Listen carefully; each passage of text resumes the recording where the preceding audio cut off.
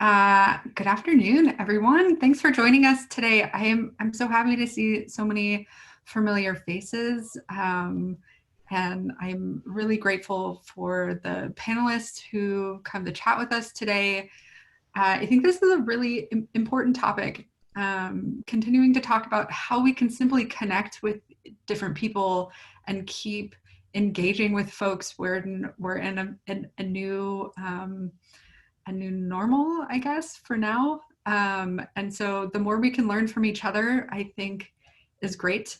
So as always, Learn asks that everyone continues to follow our code of conduct, that we ask that everyone treat everyone with respect, and that we're mindful of all of the different backgrounds and experiences that come into our space, and that if something does happen, and if anyone gets out of line, we will ask people to leave. But I am happy to see that so many of you are familiar with our community, and I think that this is going to be a really great conversation. So I want to start out. We have 5 panelists with us today to talk about networking in this virtual space, and we tried to get a wide collection of people from different experiences so that we can talk about it from different aspects. So we have today 3 alumni with us, and all 3 of them are at different stages in the job hunt, in their career, and so I'm really excited to have the conversation with them. I just want to quickly introduce everyone on the panel, and then we're going to dive into questions. Everyone is on mute at the moment, but that's just so that we can kind of make sure that we can hear our panelists and get the questions answered. I do really encourage you to use the chat function. We do have staff here that, if we have some burning questions, if I don't see it, we can jump in and kind of ask them. But we will spend some time towards the end having you ask your own questions as well. But again, please feel free to use the chat. In fact, if you want to take this moment and introduce yourself, say hi, and just reach out to anyone, now would be a great time to do that, especially while I just take a moment to introduce our panelists. Just starting out with our alumni, we have Rudy Becker with us. He just graduated from our Alpha class this year, and has been very active in his job hunt and in networking. And we were like, Rudy, you got to get in here and tell everybody all your secrets, because you're doing a great job of really connecting with everybody. So thank you for being here, Rudy. I also have Kate Kassab with us today. I'm excited to see you again. Kate actually graduated was in our Foxtrot 2017.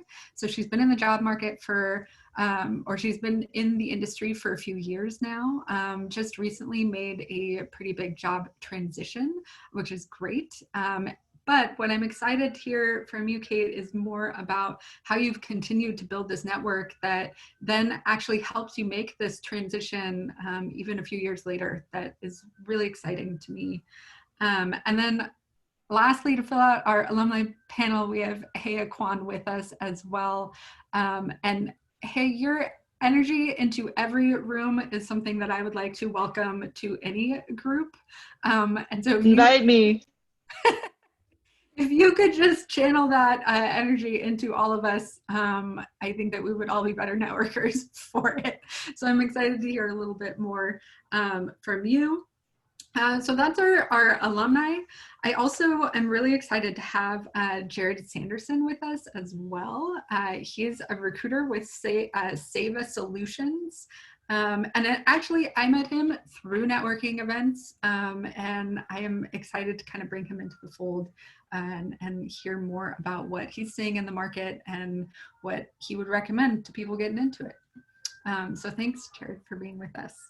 And then lastly, our very own Brian Banville, who most of you have met and probably know well, but he is always connecting with students. And the other part of Brian's job that I think is not something that you interact with as often is connecting with companies. And so he is often really partnering up with different organizations in order to find like what are the connections we need for our students, where are new internship companies. And so he's often doing a lot of networking on his own for this whole other part of his job.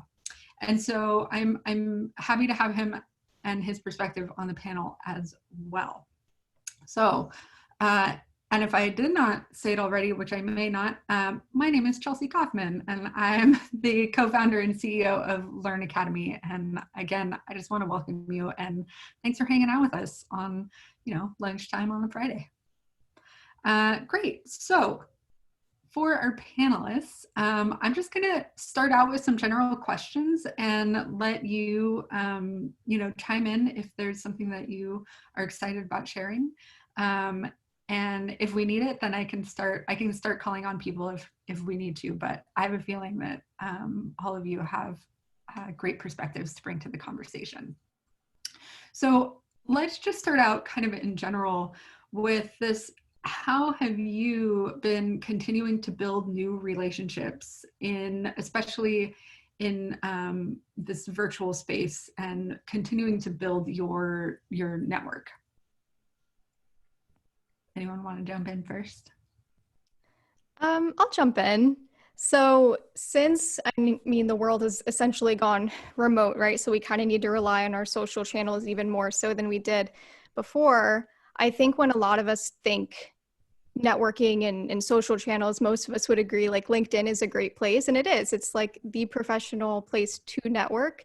But I've also been having a lot of fun connecting with people like via Twitter as well, because something that I've found in like my personal networking journey is like building those genuine relationships is just as important as building that like professional network.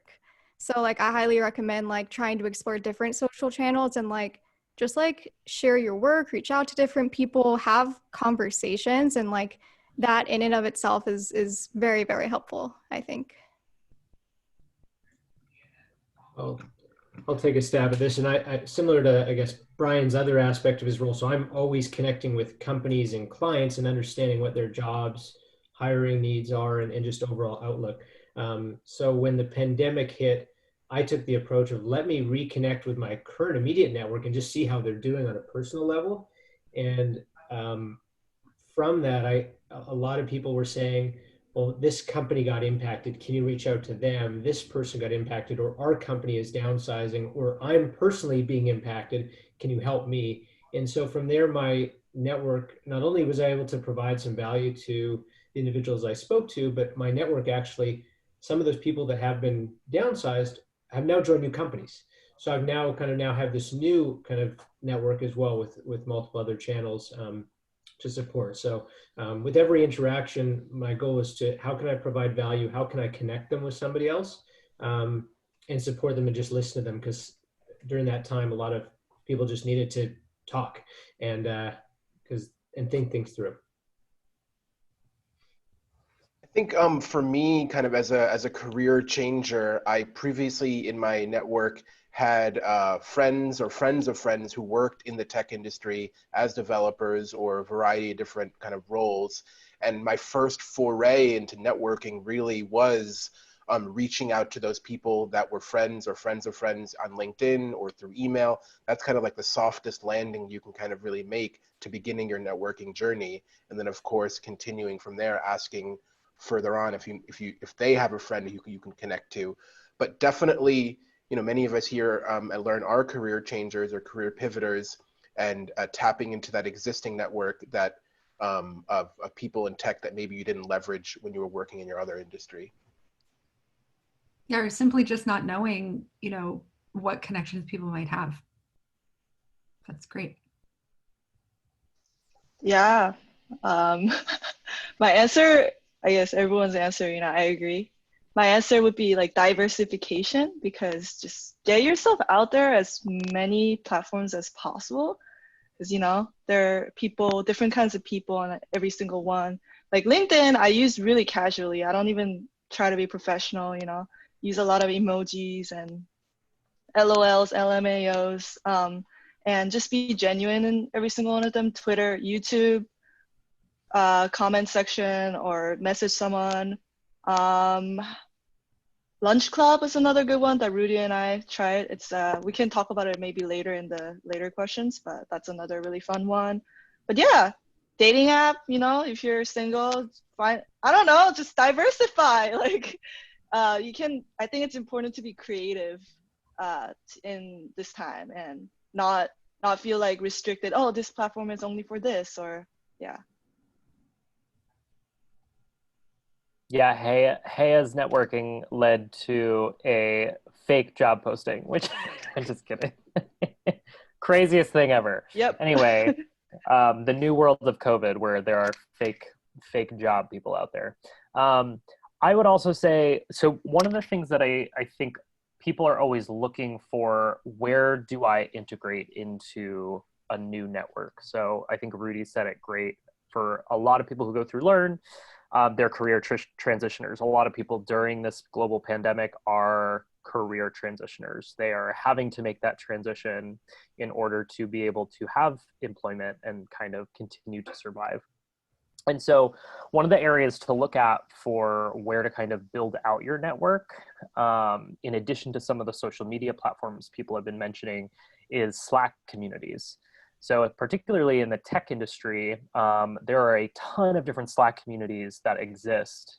Here in San Diego, some of the big three, I always call them, that are tech related are San Diego Tech Hub, San Diego Startup, and then San Diego JavaScript. This is a great place to kind of see who's active in the community. And I always say start with people who are active in the community, because those are the people who are more likely to want to chat with you. Send them a DM via Slack, offer to set up a quick call. You could even do a Slack call, which a lot of people don't know is a possibility. And so there are other ways that you can connect there. I also like to scroll through, say, like the talent or the jobs boards on those. And that's actually how I get a lot of our internship partners as well. If I see companies that are looking to recruit people in the future, I'll send them a direct message to be like, I'm really excited to hear about your app. I'd love to, some time to chat about our internship program to see if it could be a good fit for the talent that you're looking for in the future, or introduce you to some of our alumni. And so part of this is going through those, looking at potential job postings that are completely irrelevant to you, but introduce you to a really cool company. So Jared was talking a lot about this too. It's about developing relationships with individuals, particularly at various different companies. Even if it's a company that you don't have your eyes set on getting employed there, you don't know where that individual has worked prior. That happened to one of our alumni recently, where he was connecting with someone who just started to work at Petco, and he's in the final stage interviews for a junior position at Petco. And that just came through a series of reaching out to people at various tech companies just to have conversations. So I think Slack is a really great resource, particularly in this time of a global pandemic, of how to build out your network and get a higher response rate than maybe somewhere like LinkedIn, where sometimes it can go for days without. It's because LinkedIn, hopefully this recording isn't shared with LinkedIn. LinkedIn struggles with their notification system for messaging, in my personal opinion. So unless you have it set up that you get an email every time you get a message, it's very rare that people know that they've even been messaged. And so sometimes you can reach out, and then that person sees it 5 weeks later and they're like, oh man, I'm so this person sounds like they would have been a really great fit for the role. I had no idea that you messaged me. And so looking at other ways that you can get out there to message, including things like Slack, I think is very valuable. That's great. Thanks, Brian. On that same note, a lot of you talked about those relationships. how are you nurturing those relationships in a virtual space?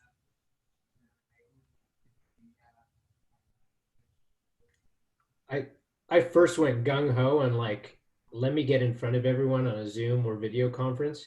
And I think like many, just the fatigue grew pretty quickly when you're in back-to-back video meetings. And especially when I was growing out my beard and it was kind of awkward and my wife said, you need to shave it and things like that. So it became a point of, okay, so I made myself a little rule. I said, I'm going to give people the option of what they would prefer. And then for new relationships, I'd say it'd probably be best just even us to connect, to have some personal connection. And then after that, we can set up follow-up calls and things like that. So I use the technology, email, text, LinkedIn, to set up the meetings, and then always push for a video for anyone new that I'm meeting. And then for anyone I've worked with, I give them usually an option to see like, you know, do we want to catch up on a personal level and really have that, or is it just a quick call, catch up, and you just don't want to be seen, and that's okay. So Great. Yeah, I completely agree with Jared. When this all first started, I wanted to I was reaching out to my friends and network. I'm like, hey, like, let's catch up over virtual coffee. And so we'd bring our coffee or tea or whatever and just catch up, talk about what was going on. But after like a few weeks, like there is such a thing as Zoom exhaust, and like people don't want to be on videos. People don't want to like have these, I don't know, it feels like a little bit more formal when you have to be on video, I think. And so what I started doing instead was like, I think phone calls like are a little bit underrated. Like I love phone calls. Like it's so chill. Like I could just like lay down with my phone and like it's much easier. Other than that, yeah, like Brian mentioned, Slack communities are awesome. I love that Giphy integrates with Slack. Giphy's great. But yeah, phone calls, Slack. We talked about social channels. Yeah, I try to keep it on a more personal level. And if I want to be a little bit more professional, I guess LinkedIn messaging, but like Brian said already, it is a little bit broken. Sometimes people don't see it. But yeah, just diversify and try not to go through too much fatigue. I think it's nice also to keep the people that you've reached out to updated kind of on your job search progress and kind of developer journey.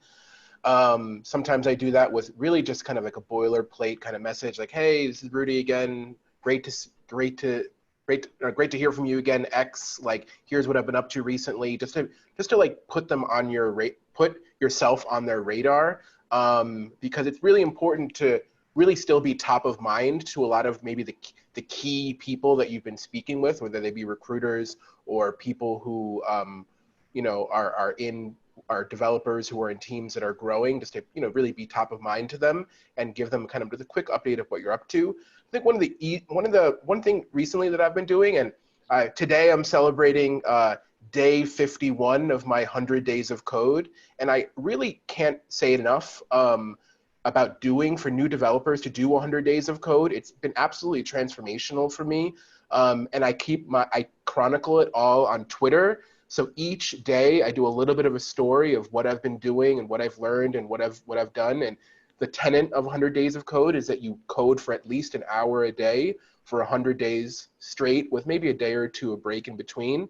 And then you post that on Twitter, and then you go search the hashtag and then like pump up other people who are doing 100 days of code and say like, yeah, you got this, keep on going. But it's really kind of like a way to be active in the ever important Twitter community for developers, and B, keep kind of an online chronicle of what you're doing and posting fresh content daily about your journey. So that's been really helpful for me. Yeah, I love what Rudy said. I am LinkedIn friends with this person named Martha Sharp. I don't know if anyone knows her, but she's been posting her developer journey as a self-taught developer almost every single day, and sometimes post videos of her dancing on LinkedIn. It's awesome. And she eventually made like a little book, and she already like first week earned like $500 from it, like online book. And it's really inspiring because she also made a YouTube video that I shared on my LinkedIn. Go search her up, Martha Sharp. I'm gonna write it here. But it was about how, for her, she didn't want to just apply. She wanted employers to reach out to her first. That was her strategy. And she did that by just sharing her journey every single day. Oh, I learned this today. And employers, the hardest time they have is, oh, how do I know how good this person is? It's really hard to know, from a resume and whatever, short interview. So to just show that publicly already, I think it's a really brilliant strategy. So I love how Rudy is doing the 100 days of code every day. And also, I don't think we talked about email yet. Man, emailing is awesome. Cold emailing is awesome because often people in more managerial or director or CEO position, they don't check LinkedIn, because people who check LinkedIn are mostly people who are often looking for jobs, or, you know what I mean? Looking to switch eventually, soon enough. And also, people who are in managerial positions or are more, established engineers, they get too many emails on LinkedIn from like, hey, I want to connect, So using like cold email technique, I use a plugin called, I think Clearbit is what it's called, that just shows the emails of the person working from that company. It can be a little bit sketchy, but I went to a meetup, and the CEO interviewing.io, she really recommended doing that, because if the person thinks you're sketchy, the worst thing that can happen is they'll ignore your email. But the best thing that can happen will they actually connect. And that's how I connected with like a lot of people who are in CEO or director level. They're like, hey, I'm willing to give you 30-minute call as an advice. Always ask for advice, not for a job. Like, hey, I need some advice. I really like what you're doing, what your company, because the person receiving that is going to be like, oh, okay, no pressure. I can just give advice. And you have like that 30-minute call with them. And, like I had like maybe 1 out of 8 people respond versus 1 out of 50 people respond on LinkedIn. And after that call, you know them. And how it always ended is like, hey, I'm kind of down to continue connecting. Let me know if you like gain like a little more experience and looking for that second job. Like I'd be down to connect you. And now I feel like it's a good strategy for long-term planning, because it's like a marathon. You're not only looking for your like immediate next job, right? So, oh yeah, professional email, not personal. So use plugins that show you professional email, not personal, because that would be really sketchy. For sure. I'll just quickly pipe into, Jared talked a little bit about this when he was kind of given his intro. But when you're developing relationships, you have to also think about whatever you give is something that you could potentially get in the future. But if all you're focused on is what can I get from this person, it is not about developing a relationship. So for me, how to keep and maintain those relationships is doing periodic check-ins, is to just say, hi, how are things doing? Offering them opportunities. This goes for internship companies or potential future employers for our alumni, opportunities to come and speak to our cohorts, because that gets them outside to a bunch of different potential future developers. So it's about giving opportunities as well as hopefully getting something out of those relationships yourself. But I always like to have kind of that attitude. There's a really great book called Never Eat Alone. It's by Keith Ferrazzi. The most recent copy is like a neon orange book jacket. But it's great because he talks about all of these he talks about being a top connector and a relationship builder as a strategy for networking, rather than honing in and focusing on how can I get something. He is all about giving to other people. And so he takes like 5 people a day from his contact list, and he'll make a list the day before, and he'll say like that morning he'll reach out to those 5 people and just say, hey, how's it going? I was thinking about you today because I read this article, or hey, I remember our conversation that we were having a few months back, and I just wanted to check in to see how your company's growing, all those things. And that's it. He just an email to check in every day. And he would do that for personal contacts as well as professional contacts. And that's the best way, in my opinion, to develop those relationships, is think about what can you give to the relationship, rather than only focusing on what can you get from this relationship. That's great. Thanks, Brian. Can I ask a question about that? In the professional world, I feel like there's a lot of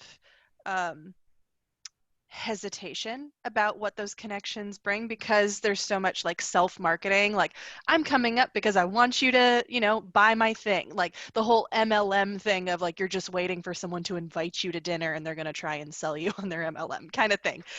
How do you feel like that strategy can be perceived as genuine, like you're actually interested, like you do want to check in, you want to keep them front of mind, but it is still a little self-serving of like, this is so I can hopefully find a job, or you'll hire me or connect me with someone that will.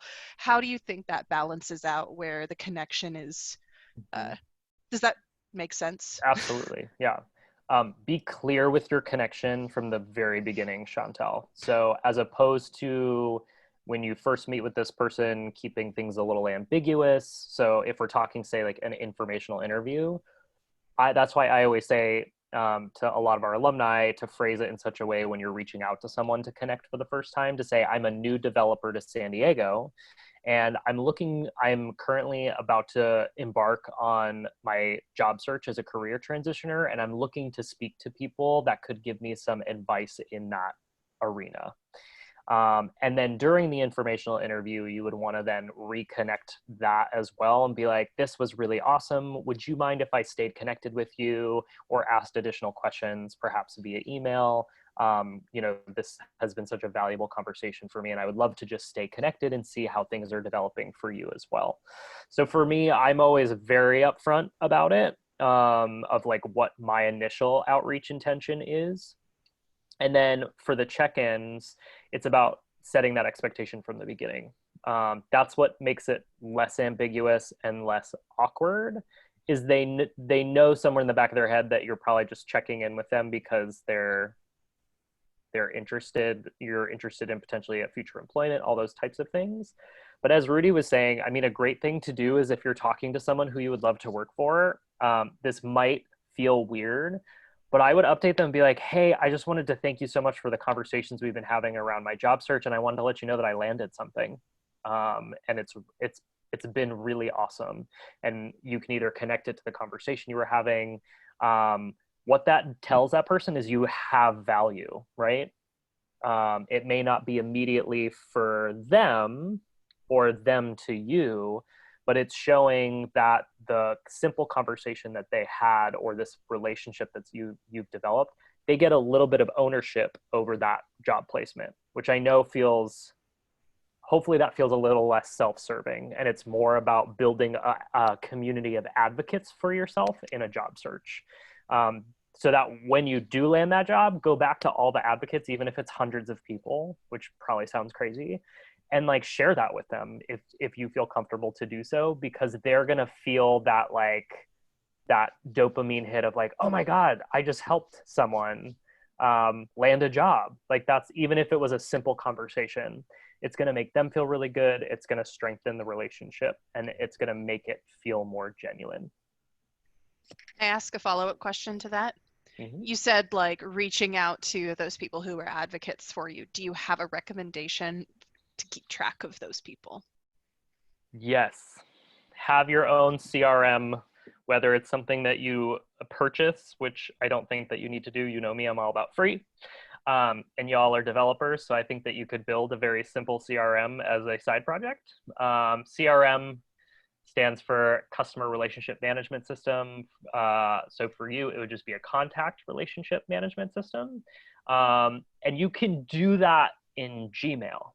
So if no one ever does this, but if you go into the contact section of Gmail, there are so many free features that can help assist you in keeping track of who you've contacted, be able to pull lists from all of those types of things. And people just don't use it. because Gmail has made the interface so easy to just like quickly email someone, and it adds them to your contact list, but you can do so much more with that contact widget.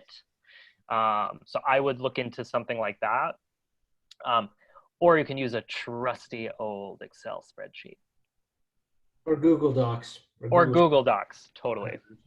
I think real briefly, following up on the digital communication that Brian was speaking about, the number one thing that that it's a must do for me and I highly recommend is the thank you note at the end when you speak to that person.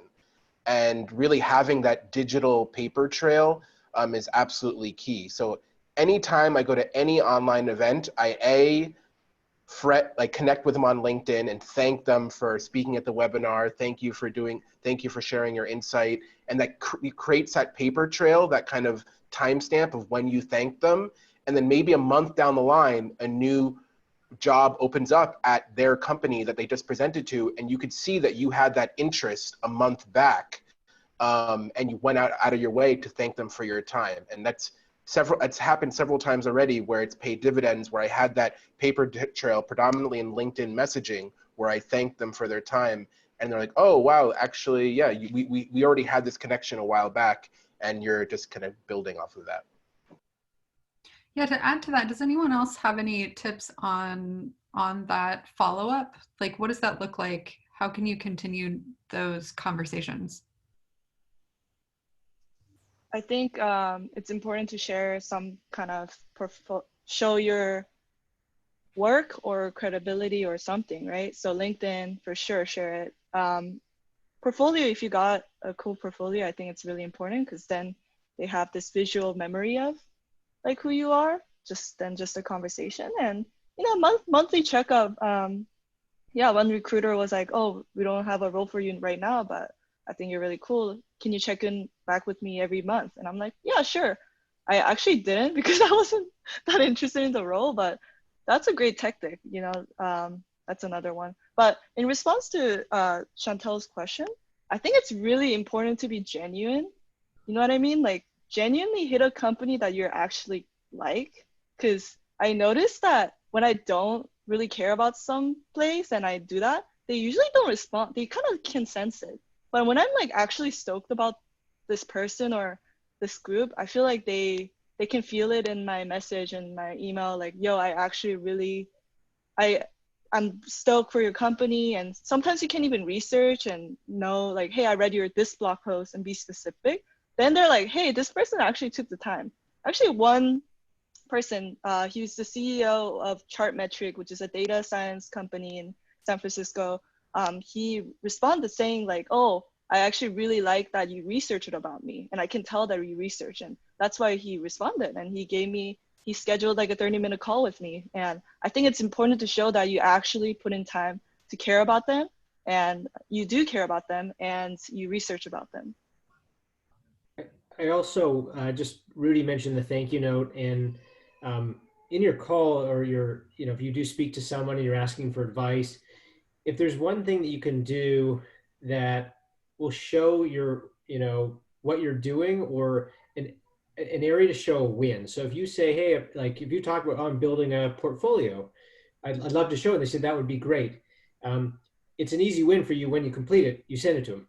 And so anything where you can show like being able to start something and finish it and show accountability is a quick win that builds trust within your network. So even it's just like, hey, we have an internship, an apprentice or internship program. I don't know if you didn't know that. It sounds like your company does a lot of hiring with interns. Can I connect you with them?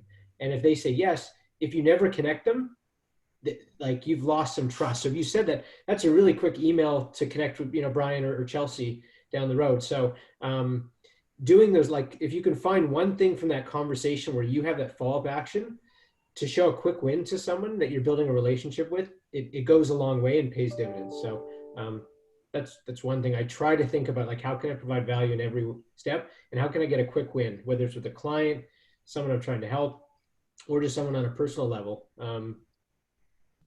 which is fairly easy to do. So, and I think, the level of happiness, if you help somebody else, you are always at a happier state, and money doesn't really follow. Money will follow, but from a personal dopamine level, you are at a happier state. So I can cover that.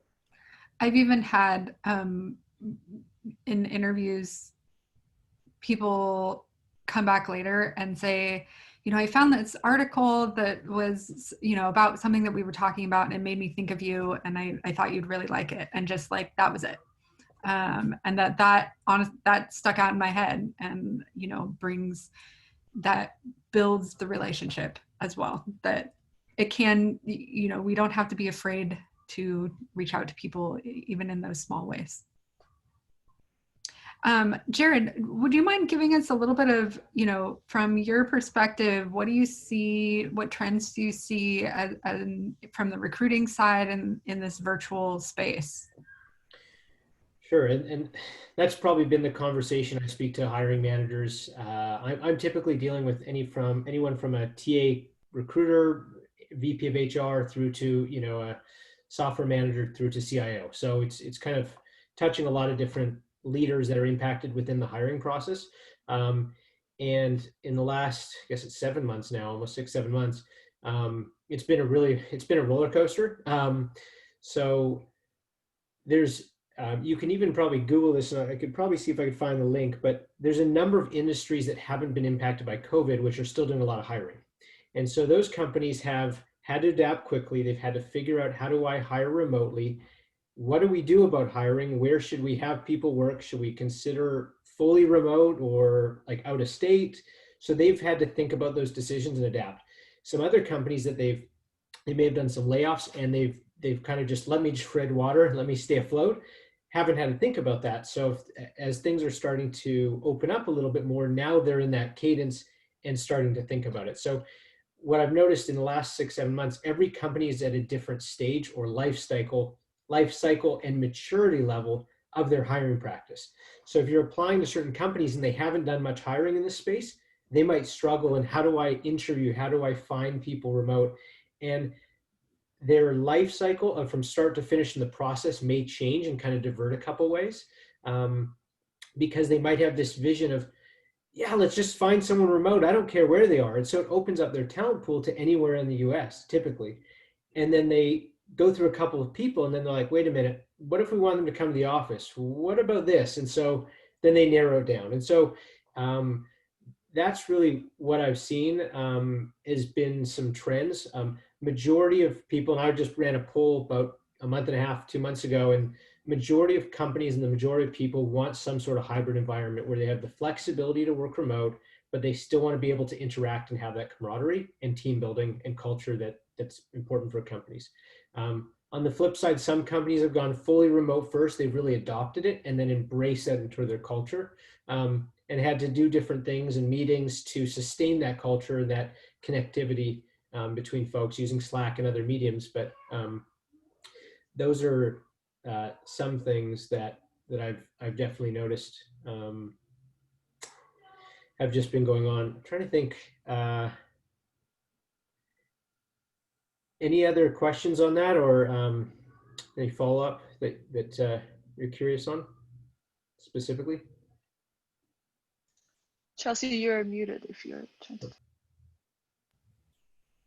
Thank you. I think that's what the phrase of 2020, you're muted. Or can you hear me? Can you hear me? Right. Am I frozen? No, you're good. Yeah. For sure. Yeah, Jared, so, when you're building relationships with, individuals, either in organizations or have your tactics changed in how you're connecting with people now that we're virtual? Yeah, so there's the existing relationships where you typically have a cell phone and you have their contacts. For new relationships, it's really difficult because their phone lines are not working. So, or they may or not pick them up. So I know people have said LinkedIn people don't get those, but majority of LinkedIn messages actually go to someone's personal email. So they are getting them majority of the time. It just depends on the volume that they have, and LinkedIn does not do a good job sometimes with the reminders. So my job is recruiting, so I'm constantly going in and I have to look to see, did someone connect with me or reach out to me? So what I've seen and what even our company's looking at is, how do you brand yourself individually and how do you brand yourself as a company? So we've talked about value, but thought leadership, a lot of people don't know just a simple like tip that you can give that you see every day that seems so easy. Like, I guess in recruiting, it's like a simple thing is like print off your resume before you send it out, because how it looks to, you know, or make it go to PDF, because how it shows up maybe in a Word document on a mobile phone or on a computer is different depending on the version. And so PDF might make it easier, but also you get to check for errors. Little things like that, that if you can provide a tip or value. So, and you can do that in your personal like branding. Like I think Kate, you mentioned, I think through Twitter, you're able to kind of cultivate some personal branding and just build those relationships by having some thought leadership and just comments within the industry. And so that's a big aspect that a lot of people are doing. We're seeing a lot of people start their own little businesses or side hustles with a passion project. But companies are just focusing, how can I get visibility? How can I get in front of different audiences as easily as possible using technology? So we're seeing agencies, more jobs within this space, more content writing. Also on the flip side, from a consumer of products or vendors at times, it's also a bit of a slag because you get all these people hitting you up in every sort of medium possible. So the content has to be relevant to you. It has to show some value. So I think there's, but definitely social media and content is big to build your personal and your company brand. Yeah. So to build off of that, you know, Kate and Hey and Rudy, like, what have you guys been doing what tools have you been using or events have you been going to kind of help build that brand?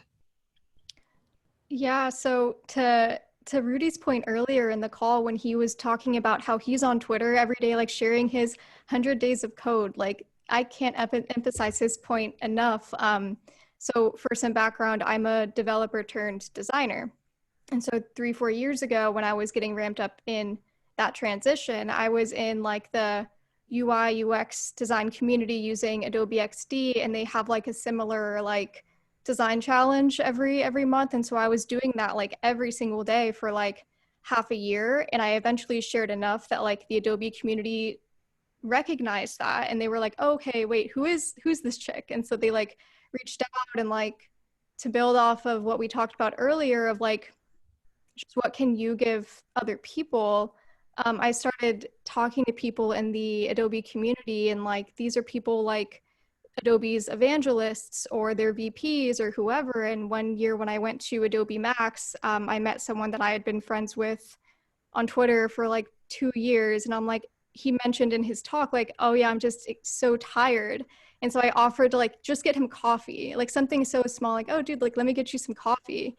And that led to us like hanging out at the conference, and one thing led to another, and it's like, why don't you do live streaming with Adobe? And so it's just those really like genuine nice connections with people where it's like you don't necessarily have to be like I think networking is a very strong word, and sometimes when we're in a position of like actively job hunting, like it absolutely is important. But I think also it's like, ask yourself not only who you want to work for, but who do you want to work with? Like surround yourself with people that you want to be like, and nurture those relationships, and like, yeah, just things like that. So I think to answer the question, not such a broad sense, like make sure that you're going to these virtual events. If you're a developer, do the 100 days of code like Rudy talked about. If you want to do something else, like find different avenues to share your work and just be active in that community. Yeah, and it's really cool because it's funny because I totally fangirled on Kate Kasab. Like I connected with you couple weeks ago on LinkedIn. Do you remember? I was like, I yo, do you're remember. so Yeah. cool. Like, I saw her, I saw the video, Adobe video. Everyone should check it out. Thank And you. your portfolio, just like, she got all the branding done. I just saw the website and I was like, I wish I had money so I can hire this person. Like that, you're amazing. I'm like so honored right now that I'm in like the so same flattered. virtual Like room. what? Yeah, Thank like you. just check her website. Like you're doing everything right, and I'm so inspired. But I guess to make this compelling point, other than just like hitting up employers, like connect with people who inspire you, because if you follow them, you'll see their content, right? And it'll really inspire you to become a better developer or designer. Just like, Kate as an example. And it doesn't always have to be about, getting a job, right? It can be about someone who can provide something valuable, as Jared said. Like, it can be something like, oh, I didn't know, this kind of design or this kind of website or this kind of code. Like, that's very interesting, and that's also inspiring. So, yeah, just wanted to say hi. I think in terms of like other events, something that Heya introduced me to was the Junior Developer Happy Hour on Saturdays, which has been absolutely pivotal. Definitely look that up on Meetup. This weekend, for example, it is on Saturdays, so it's kind of like potentially a good or a bad time depending on how you schedule your weekends. But this weekend, for example, they have a meeting with a Google software developer, and many times I've been an evangelist, kind of going there every weekend. But it's ended up basically being me and like four, like 6 or 7 other people in the room, and and half of them are developers. So it's like a very intimate event that I highly recommend going to. I highly recommend that. Yeah, I found that and I was like, whoa, this is so gold. And Rudy like totally took up on it, and Miguel as well. And the guy who organizes that, one of the guys, he's dope. He referred me to Lyft. He's like, yo, you gotta apply for he's like trying to help, and it's a very intimate community. And yeah, this weekend, Saturday one, he was a bootcamp grad, the Stephen Inoue. And he was 1 year out of bootcamp, he went to Google. So they really give you a lot of good tips. And another good one is Lunch Club. Rudy also, right? Yeah, Lunch definitely. Club is really dope. Let's hit that link right now. Where's the invite link? Yeah, yeah, share could our you link. Explain? Share a link. So Rudy, basically, share. Lunch Club is this awesome opportunity where you can meet one-on-one with people. It's for all sectors, but it's very heavily, I think, tech leaning in many respects. So you need our invite to use it. So use Heya or my codes to join quickly. And yeah, you basically set up on your schedule times that you have available, and it sets up this one-on-one face-to-face date, so to speak. And you can have up to 6 meetings if you have enough points per week. But it's a really, really fantastic opportunity to meet people all over the space. And it's hilarious. It doesn't need to be professional every time. Like I met this lady, and she's like in Singapore, who wants to be a stand-up comedian. She's like, yo, she's like trying to like set me up with this guy. I'm like, whoa, I don't need right now. I'm not, like, it's like, it doesn't have to be always professional. You know what I mean? I feel like it's so easy to get in the mindset, look, all the virtual networking gotta be serious and professional. But no, you're actually like, we need to have friends, and we need to have like virtual, you know what I mean? Like now that COVID is happening, it's important to be silly. And when are we gonna do that when we're like all at home? Like it's important to be silly virtually too. So Lunch Club is a great way. I think in addition, one hack that people don't know about in terms of Meetup is that you can use Meetup to search meetups around the globe. So I am primarily right now coding in Vue.js. So I'm actually a part of the Meetup Berlin Vue.js group. And I go to their meetings and just tap into these meetings that are happening in Europe. And it's just so cool that you can really tap in almost every, for sure with React, almost every major city has their React kind of like weekly meetup. And you can totally enter all of these different communities and just insert yourself into those worlds. That's the perk of virtual meetup, right? Mm-hmm. That you can just go to like European meetup or Asian, you know what I mean? And it's definitely been great, yeah. Yeah, a lot of the conferences also that you normally would have to pay for housing, do the whole thing, and blah, blah, blah, that you can now participate in more things, which I think is exciting. And there are definitely like hiring events happening all around the country. So like a month ago, I went to a hiring event clustered in Utah. There's this huge Utah tech community developing right now.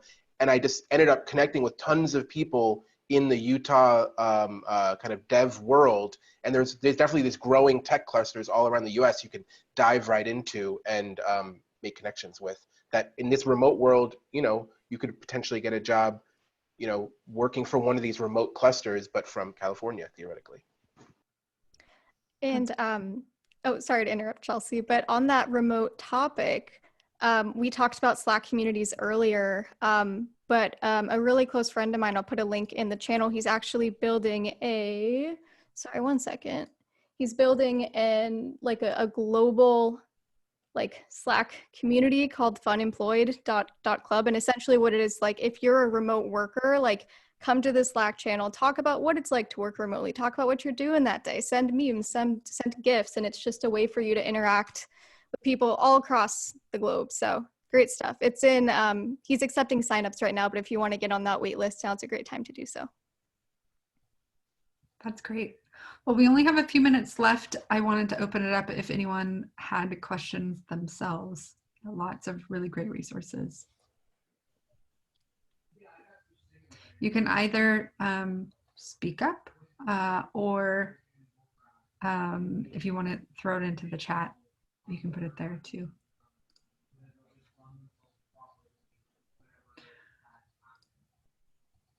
One of the things that I think is interesting about the shift from, you know, in-person networking versus virtual virtual networking is that, to me, it feels like there's so many more like one-on-one small group conversations that are happening. And I don't know if there's any other fellow introverts out there, but I feel like I'm in my moment to start networking because those big events were really hard for me. Great, Lisa. So what are some missteps in virtual networking that are important to be aware of? I have one. I call it passive participation. So on these virtual events, it is so easy because we don't have that weird forced social requirement that we have to that we walk into a big room with a bunch of people and we just feel obligated to talk to strangers. And so on a virtual setting, it's so easy to just sit back, turn your camera off, and just kind of listen. So I call that passive participation. And I think there is a place for that if you're interested in, say, the topic, if it's like a speaker you're in. But even with that, I say you guys have been doing a really great job during this meetup, for example, but stay super active in the chat. If you're an introvert, is pay attention to the chat because you can private message people in the chat. So if you see someone who introduces themselves from a company that you're interested in, direct message them and say, hey, my name's Brian. I saw that you're on the call. It's so cool to meet you. I wish we could be in person. How are you doing during the pandemic? And just kind of have this private chat going during the event. All of those things are really strong ways to become an active participant. And then I say, if you get the opportunity to introduce yourself, whether it's by asking a question after a talk, or if it's one of those meetups where you get to actually, if they're like, so is anyone looking for work or something like that, always do that. Because otherwise you become this passive participant. And in my opinion, you get way less value from the event than an in-person event. And because in-person events, at least for California, probably are not coming back until next summer, if we're being completely realistic about everything with large gatherings, it's a skill to start getting used to now. So that's my big misstep that I see a lot, is people being solely passive participants. This happens in person too, where they go and they're like, I went to a networking event. And I'm like, cool, did you talk to anyone? They're like, no, but I went. So there are good steps along the way, right? So the first virtual event you go to, maybe you just go and you participate as a passive participant, but the next one you go to, you want to become more and more active. So make those steps for yourself to make it more accessible. But definitely don't always be a passive participant. That's I think great. another quick misstep is I think people also forget to maybe I recommend people also to reach out to the Learn community. I mean, it's the absolute best community, the easiest community to connect with. You have an automatic in, and all people, members of the Learn community are always willing to speak. So don't make the misstep and not reaching out first to people who are part of Learn. I think, Go ahead, Hey. yes, Jared. No. I Go want first. to. You go first. Oh, Okay. no, you know what? My point actually had a question to you, so it's perfect. So another misstep would be kind of being too verbose when you introducing yourself to someone, or, you know, it's kind of related to Brian's point. When you're like hitting up a recruiter or someone, a company, for instance, like don't make it too long, right? And make it clear what you want, and also make yourself stand out, right? Instead of just like, hey, do you have a job? You know, because everyone's gonna ask that. And I actually wanted to ask Jared if you had a tip on how to message recruiters, right? Because you don't want it to be either, you know, like like not genuine, or, you know, too long. So yeah, I wanted to ask you. Sure. And this probably goes to messaging recruiters as well. So I was just going to say, when for any networking event or any one-on-one Zoom or a video conference, because there's Zoom, we use 8x8 for work. Now we're switching to Zoom, but there's like 5 different mediums. Treat it like you're driving to the event and prep a little bit. Make sure the link works, make sure stuff's set, make sure your backgrounds, you got your people behind you, stuff like that. But to answer your question, hey, on networking and responding. So LinkedIn has some canned messaging. I hate that because there's nothing personal about it. So I do not recommend that. Or use it, but then tailor it towards that job or that person. So again, make it more, it's about them and why they might be interested. I personally, we get hit up a lot. If someone says I'm interested in this job, well, why? Like, give me a couple sentence, like, I feel I'm good fit for this, or I'm light in this area, but I still thought it'd be valuable to reach out because I'm really interested in this. So there's some context, there's some thought behind the message, similar to how you said you've reached out and did the research when you reached out to executives. It's the same thing. So, and I also do say, when you follow up, if you say you're going to follow up with somebody, do it. So if you say, hey, I'll check back in a month, I personally say, check back if there's a value, if there's a position you see, or if you haven't heard from me in a while and you want to keep yourself on the radar, please follow up. I will get back to you within 48 hours. So that's how I do, because I like to know, I don't want you sitting expecting me to call you. If I don't have a role for you, I'm not going to call you. So you're sitting, well, why isn't Jared calling me? I'd rather set it up that if I have a role, I'm going to call you, but feel free to check back in. If you either see something of value, or you're curious about something, or you just want to keep yourself top of mind. I don't need a weekly reminder because that fills up my inbox. But if you haven't heard from me in a month, that's fine. That's typically how I do it. But if you say you're going to follow up and then you don't, that also goes to the fact of you're not able to honor to your commitments. So how are you going to be in something else? It's a little thing, but. For sure. Great. Well, it's 1 o'clock, so I don't want to keep people too far over time. I want to thank all of our panelists for your time and your expertise and your sharing of your thoughts. I really appreciate it. And also all of you who are joining us, I just love seeing all your faces, and I'm happy and so pleased to have you as part of the community. I hope that you join us again for another Connected Sessions in a couple weeks. We're trying to do these on a pretty regular basis so that we can continue offering value to our alumni in your job search and your career growth, wherever you're at. So thank you. And I hope everyone has a great Friday.